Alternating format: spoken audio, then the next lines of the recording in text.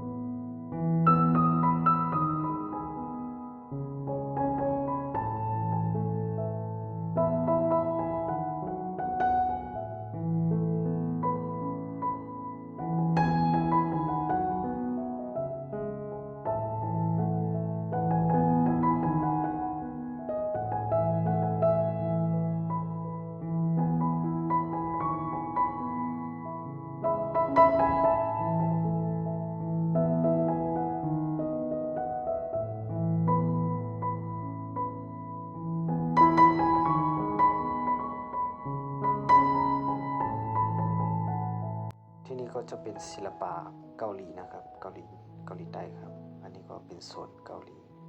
ครับนี่ก็จะเป็นพิงทุงของเมืองกุริยาจานนี่ครับนี่เป็นโซนเกาหลีครับ